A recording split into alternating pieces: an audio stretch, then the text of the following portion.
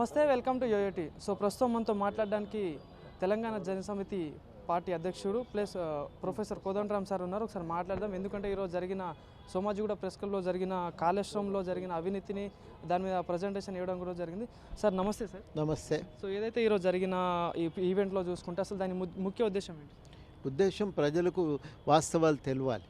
ఇన్ని లక్షల కోట్లు ఖర్చు పెట్టి ప్రజలు ప్రజాధనం ఖర్చు చేసి కట్టిన ప్రాజెక్టు మరి దాన్ని 4 సంవత్సరాలు కూడా దాటకముందే కుంగిపోవటం, దసిగిపోవటం అది నిజంగా కూడా చాలా తీవ్రమైనటువంటి అంశమే. దాన్ని అంతా మనం కొట్టిపారేయటానికి వీల్లేదు. కాబట్టి తప్పనిసరిగా దీనిపైన లోతుగానే పరిశీలన జరగాలి. ప్రజలకు కూడా దీనిపైన సమాచారం అందుబాటులో ఉండాలి. కాబట్టి ఇది ఒక మంచి ఇవాళ అవసరము. ఇది ఒక మేధావులు కలిసి, ఇంజనీర్లు కలిసి ఈ రకంగా అధ్యయనం చేసే సమాచారం ముందుకు తేవటం కూడా ఒక సరి అయిన నిర్ణయాలు జరగటానికి ఉపయోగపడతాయి. కానీ సార్ ఏదైతే చూసుకుంటే గత ప్రభుత్వం కాళేశ్వరం ప్రాజెక్టు కట్టి తెలంగాణ ప్రజలని నీళ్లు అందించడం కానీ పంట అంటే వాళ్ళకి చాలా సాయం చేశామని చెప్పి చెప్తుంది. కానీ దీంట్లో జరిగిన అవినీతి చూసుకుంటే చాలా ఉంది. సో దీని మీద మీరేమంటారు? నీళ్ళు అందించడం కంటే కాంట్రాక్టర్ల జేబులు నింపటమే ప్రాథమిక లక్ష్యంగా ఉంది. అందుకనే ఇది రకంగా అది నిర్మాణ లోపాలు తలెత్తుతున్నాయి, అది కుంగిపోతుంది. సార్ ఇంకోటి చూసుకుంటే కాంగ్రెస్ పార్టీకి మద్దతు ఇవ్వడం జరిగింది. అనుకున్నట్టే కాంగ్రెస్ పార్టీ అధికారంలోకి వచ్చింది. సో మీరు అనుకున్న దాని ప్రకారం సో ఎట్లా అనిపిస్తుంది సార్ కాంగ్రెస్ పార్టీ పాలన ఈ నెల రోజులలో? బాగుందండి, తప్పకుండా చాలా బాగుంది. ఈ పాలన ఈ రకంగానే సాగాలని కూడా కోరుకుంటారు. ఇంకోటి చూసుకుంటే సార్ ఏదైతే గత ప్రభుత్వం చేసిన అప్పులు చూసుకుంటే దగ్గర 1,50,000 కోట్లకు దాటే ఉంది. 1,50,000 కోట్లకు దాటే ఉంది. సో ఈ సిచ్యువేషన్ 6.5 లక్షల కోట్లు దాటి ఉంది. సో ఈ సిచ్యువేషన్లో చూసుకుంటే కాంగ్రెస్ పార్టీ చేపట్టిన 6 గ్యారెంటీల అమలు విషయంలో ఎట్లా ఉండబోతుంది సార్?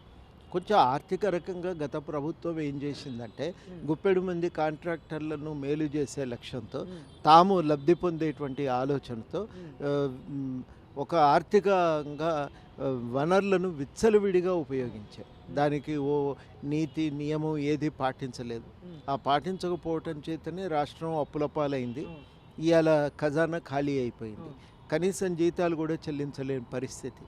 ఆ స్థితి వల్ల కొన్ని ఇబ్బందులు ఎదురయ్యే మాట వాస్తవమే. కానీ నిపుణులతో కూర్చొని చర్చ చేసినప్పుడు, గతంలో ఈ పరిపాలనా యంత్రాంగంలో పనిచేసినటువంటి వాళ్ళని చూసినప్పుడు మనకు కనబడుతున్న విషయం ఏంటంటే దీన్ని అధిగమించటం కష్టమైన విషయమేం కాదు. భూములు కానీ రకరకాల ఆస్తులు కానీ ఇవాళ ప్రభుత్వ భూములను కొల్లగొట్టినటువంటి సంపదను వెనక్కి కనుక తీసుకోగలిగితే, ఆ సంపదను అంతటినీ జాగ్రత్తగా ఉపయోగించుకోగలిగితే ఈ అప్పుల నుంచి బయటపడటం కానీ అభివృద్ధి అనుకున్నటువంటి సంక్షేమ పథకాలను, అభివృద్ధి కార్యక్రమాలను అమలు చేయటం కానీ కష్టమైన పనేం కాదు. అన్నిటికంటే ముఖ్యం అవినీతిని నిర్మూలించగలిగితే సగం సమస్యలు పరిష్కారం అవుతాయి. సార్ ఇంకోటి ఏదైతే చూసుకుంటే సార్ ఎప్పుడైతే అంటే సోషల్ మీడియాలో వస్తున్న వార్తల ప్రకారం చూస్తే కోదండరామ్ సార్కి టీఎస్పీఎస్సీ బోర్డు చైర్మన్గా లేదా ఎమ్మెల్సీ అని చెప్పేసి వస్తున్న వార్తలకి మీరు ఇచ్చే సమాధానం? ఇప్పటివరకు ప్రభుత్వం నుంచి మాకేమీ అధికారిక సమాచారం అందలేదు. కాకపోతే పబ్లిక్గానే వాళ్ళు ప్రకటించింది తప్పకుండా భాగస్వామ్యం కల్పిస్తామని. మేము కూడా భాగస్వామ్యం కావాలని కోరుకుంటున్నాం. ఇది భాగస్వామ్యం పైన ఒక నిర్ణయం జరుగుతుంది అనేది కూడా మాకున్నటువంటి సమాచారం, విశ్వాసం. సార్ చివరిగా ఒకటే ప్రశ్న సార్, ఏదైతే గత ప్రభుత్వంలో ఉద్యమకారులకు కానీ ఇటు నిరుద్యోగులకు కానీ విద్యార్థులను కానీ ఎలాంటి ఆదుకోవడం అయితే జరగలేదు, అన్యాయం జరిగింది, మీరు కూడా చాలాసార్లు కొట్టాడారు. సో మరి ఇదైతే కాంగ్రెస్ పార్టీ వచ్చి అధికారంలోకి వచ్చిన తర్వాత మరి వీళ్ళకి ఏమన్నా న్యాయం జరిగే ఛాన్స్ ఉంటుందా? ఒక ప్లాట్ విషయం అయితే ప్రభుత్వం ఇప్పటికీ ప్రకటన చేసింది, 250 గజాలు ఇస్తామని. ఆ ప్రకటన విషయంలోనే మరి కొంత ప్రజలు, ఉద్యమకారులు సంతోషంగా ఉన్నారు. ఏదో ఒకటి మొట్టమొదటిసారి ఒక గుర్తింపు దొరుకుతున్నదనే సంతోషం అయితే ఉంది. అది ఇంకా దాని కాక అమరవీరుల కుటుంబాలకు ఇంకా కొంత అదనపు సహాయం కూడా ఉంటుందనేది మనకు అందుతున్న సమాచారం.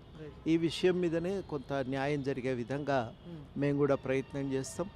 తప్పకుండా ప్రభుత్వము ఒక స్పందన ఉంటుందని కూడా ఆశిస్తాం. Thank you so much.